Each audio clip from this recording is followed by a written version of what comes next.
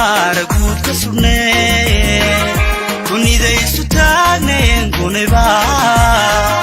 taladii garanuu gushii hantimee dadyow gabigiin gacmaha isqabsada dadyow gabigiin gacmaha isqabsada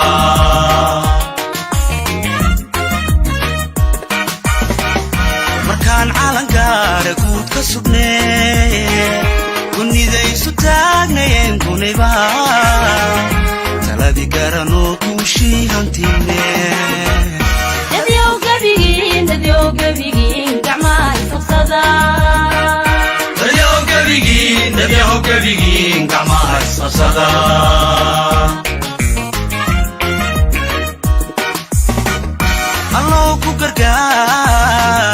allow ku gargaar kayga nabato dadkana garasiilibiyo gobanimo dadkana garasiilibiyo gobanimo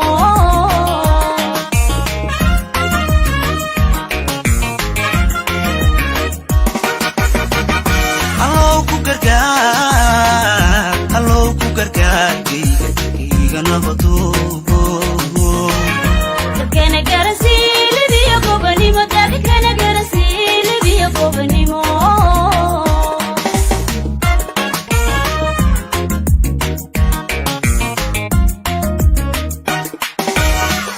haddaan loogu in dadkana loo gelin haddaan kuman geesi u mudan geerida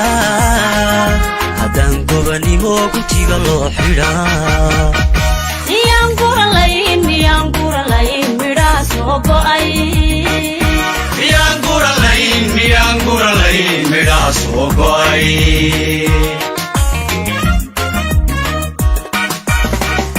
haddaan loogu in godkana loo gelin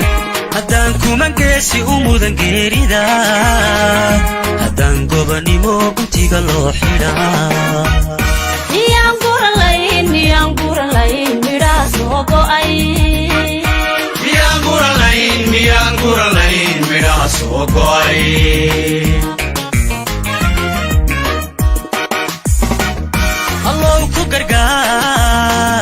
allow ku gargaar kayga nabado dadkana garasiilibiyo gobanimo dadkana garasiilibiyo gobanimo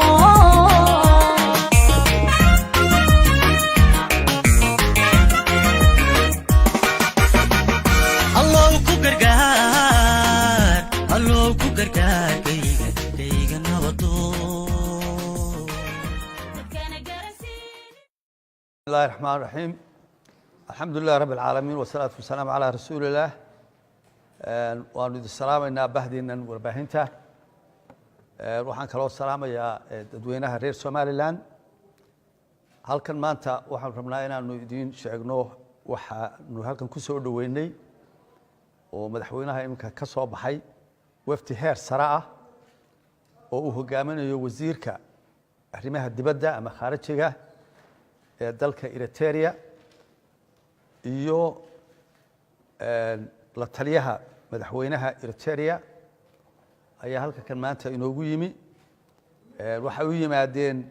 inay iskaashiga iyo wada xiriirka dalalka geeska Afrika gaar ahaan labada dal ee Eratria iyo Somaliland ay ka shaqeeyaan oo ay xoojiyaan sida arrimaha looga wada hadli lahaa ee aaraa iyo fikir la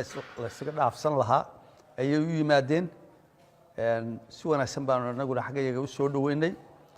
waa arrimo loo baahnaa si wanaagsan baan u wada hadalay iyagaan ku soo wareejinayaa si ay ujeedooyinka ay u socdeen halka kan waxa kelmad uga yiraahan The Eritrean delegation was sent and we are sent by our president Siyaasa Afwerki, at least to know the situation, what is going on in Somaliland. We have been away from the situations in the Horn of Africa for the last 20 years because we had a very bad situation. a war was waged against Eritrea by TPLF regime, and later it was followed by the sanction on Eritrea, and we were struggling just to be free from all these what you call subjugations. Now, at this moment, peace has prevailed in the Horn of Africa, especially between Eritrea and Ethiopia. And now we started our cooperation.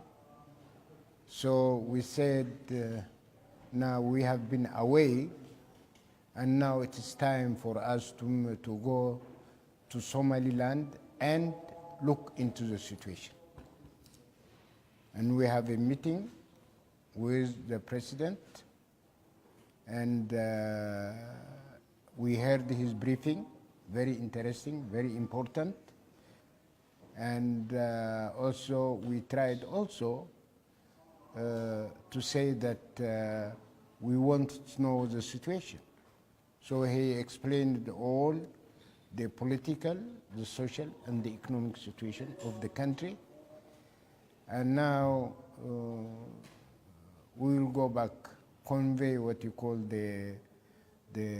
situations prevailing in Somaliland to my president, and we will see this will not be the last what you call meeting or the last what you call visit. It will be second, third, to continue. Therefore, thank you very much, and we are very hopeful that we will come back again to Somaliland.